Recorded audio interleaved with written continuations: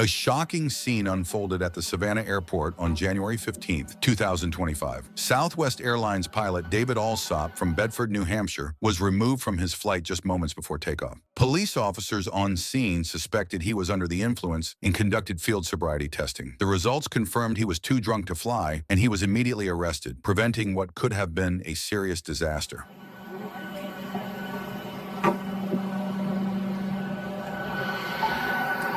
Yeah.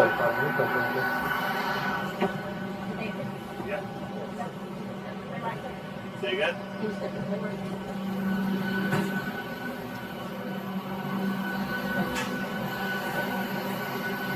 Good morning, sir. Morning. How are you?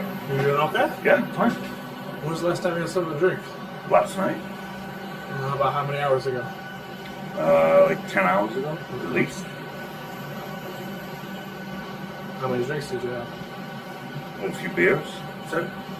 Define a few beers. A few beers. Define a few beers. Like 3. Okay. Yeah. What'd you drink? Light beer. No light. No light? Yeah. Anything else? Nope. Okay. Who were you with? My F up. Okay. Yeah. Would you be willing to provide field sobriety with me right now? No. Why not? There's no need. Well, I can smell an odor consistent with an alcoholic beverage. Oh, sorry. Okay. These. What is that? Rose. Do you have any fresh ones that haven't been in your mouth? Yeah. Right in my bag. Thank you.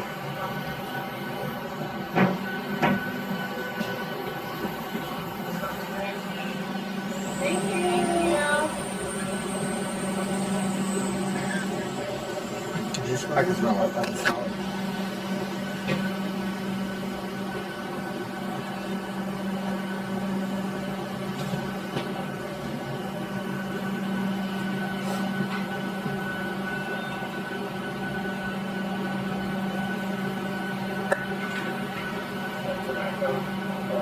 Just nicotine. There you go.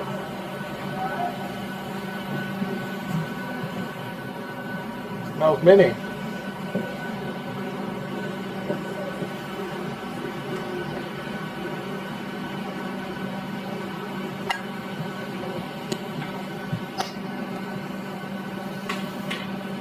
So my issue is I don't have a PBT. And like obviously it's a fully booked flight. Oh, yeah, the one. We know, so what does that mean? 8 hours separated from the last range.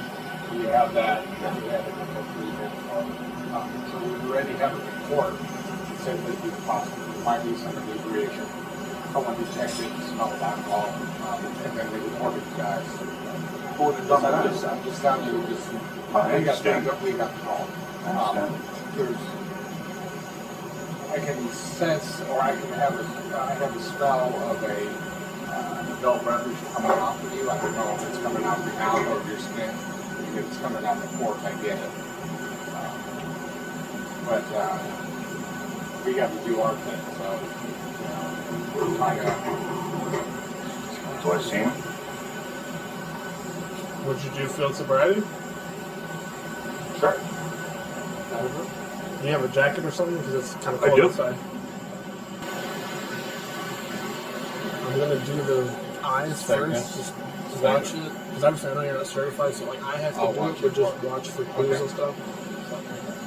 Because if not, this would be a brand new uncharted territory. Oh, no, I talked to the first officer also.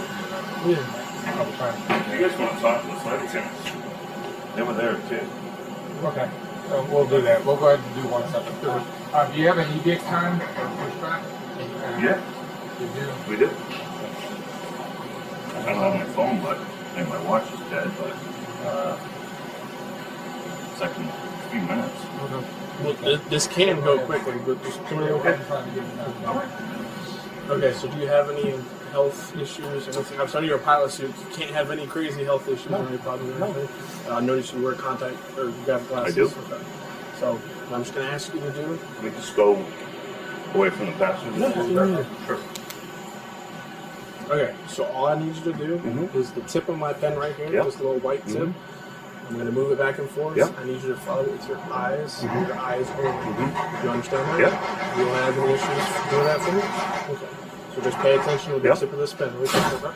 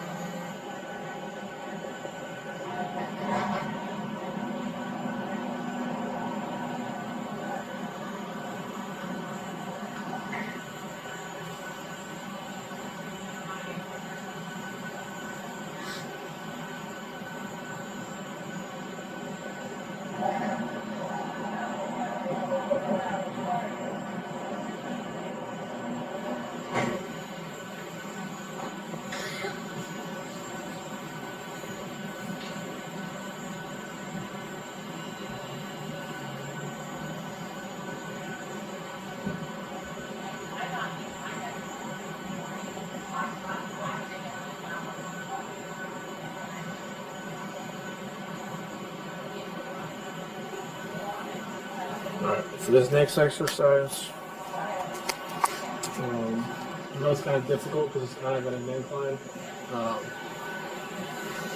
but just on here on this most flat surface, I need you to take a series of heel-toe steps. I'm going to explain it to you. What you're going to do is you're going to put your left foot or your right foot, whichever is more comfortable. I'm left-handed, so I'm using my right foot first. You're going to go heel-toe, and if you just take a step to the side really quick, you're just going to take a series of heel-toe steps and count out loud. 1, 2, 3, 4, 5. And you do that until you get to 10. Make sure you count out loud. Make sure you go heel toe. Don't look down. Don't put your arms out for balance. Do you have any issues with that? No problem. Okay. I'll go up here so it gets well. You can start right there. All right, you ready? Yep. You may begin. 1, 2, 3, 4, 5, 6, 7, 8, 9. Would you turn around and go the other way? 1, 2, 3, 4, 5, 6, 7, 8, 9, 10.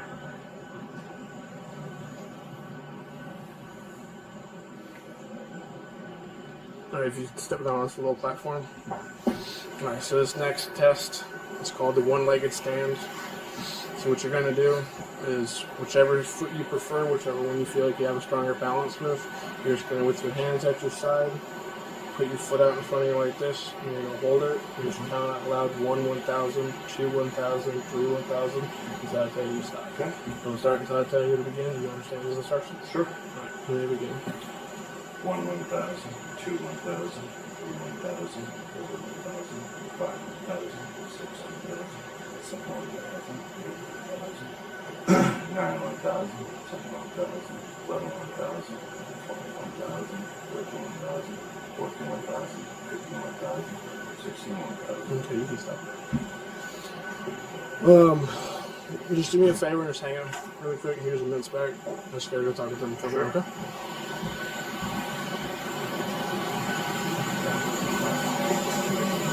Yeah. Yes, sir. What's going on? So, my name's Corporal Best. I'm the supervisor right now with the Airport Police Department.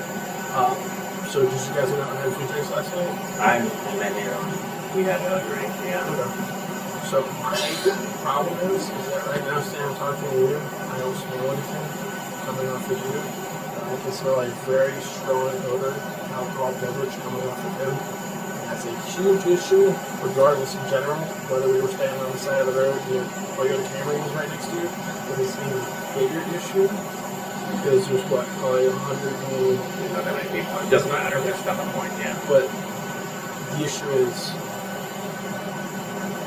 I can detect it, and so obviously I don't know where you guys are based out of, where the hub is, but with the FSD that I just put him through, he did exhibit signs of impairment on top of the other officer as well. So I'm going to make a phone call to my supervisor, but there's a very strong possibility, or a very strong probability, that he's going to be taking the shotgun detention center for willful intent to operate an aircraft while intoxicated.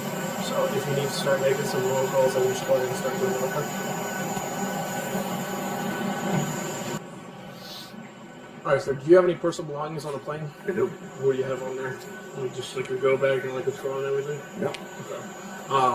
So my issue is I'm trained in standardized field sobriety, and you've exhibited strong signs, and even after speaking with your first pilot, like, the issue is, would you agree to a blood draw to test your blood alcohol content? No. Okay, well, the issue is when you agreed to the field sobriety, you exhibited the symptoms, and if you're refusing to a blood draw, that's DUI less safe for the willful intention to operate a commercial aircraft.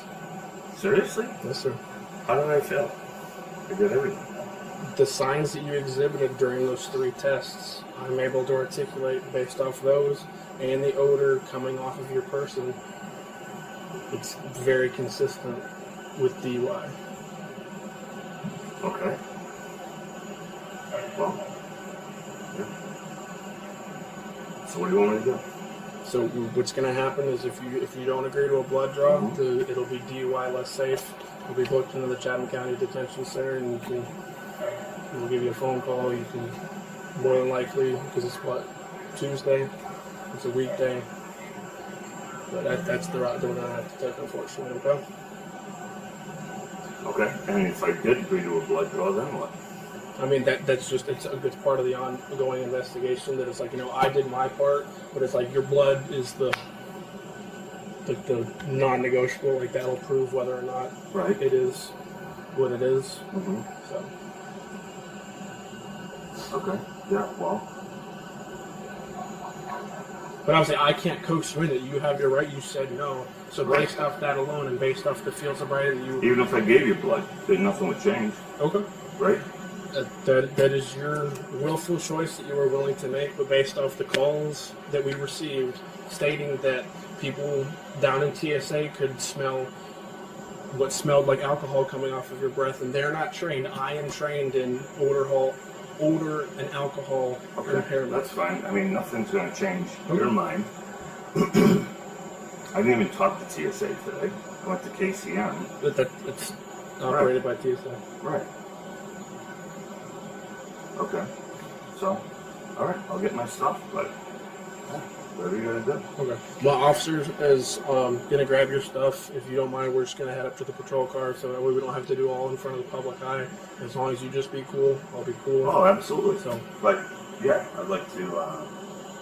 I can't grab my stuff myself. yeah, if you would like to, we can do that. Yeah.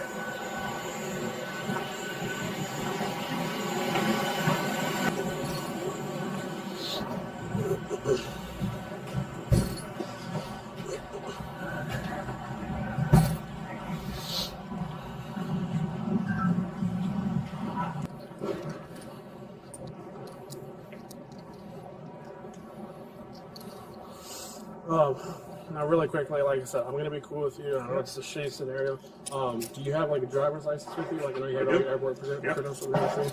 So I should get that just for documentational purposes.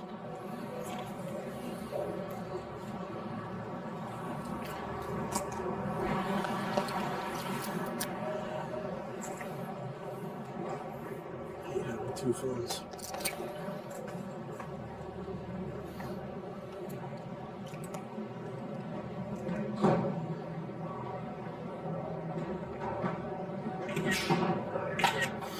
And then, you mind just taking off the lanyard so I can take a picture of your Southwest credentials too?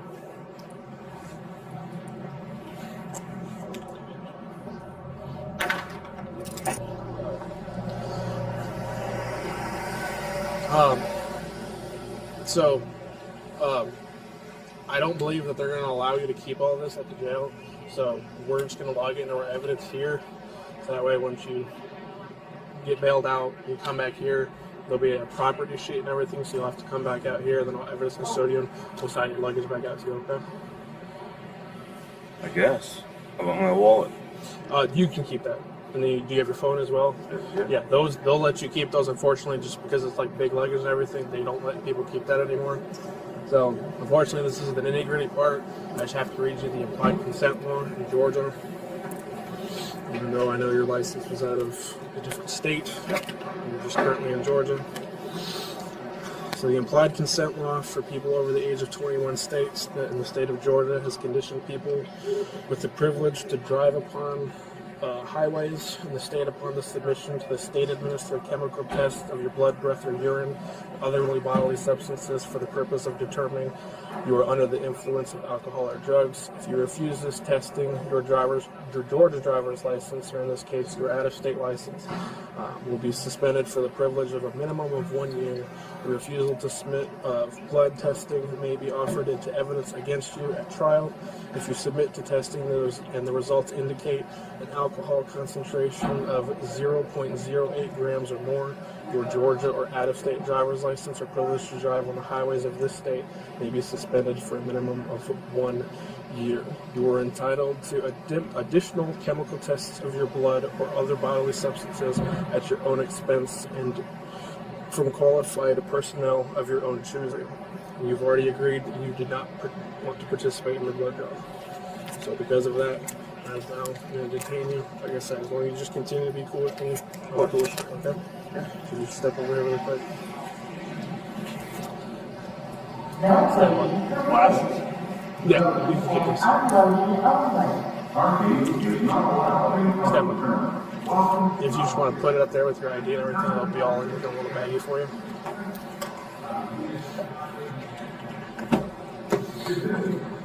So you just stand face away from me. Oh, hang on, before you sit down. Just put your hands right back for me. Palms up.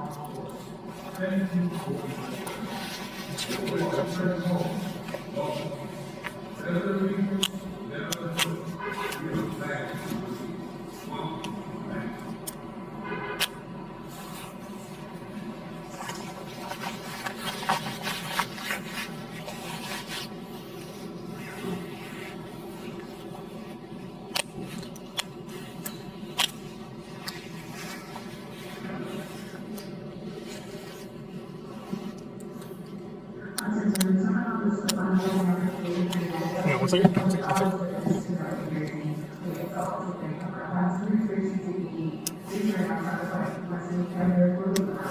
Alright, go ahead and wash your hands.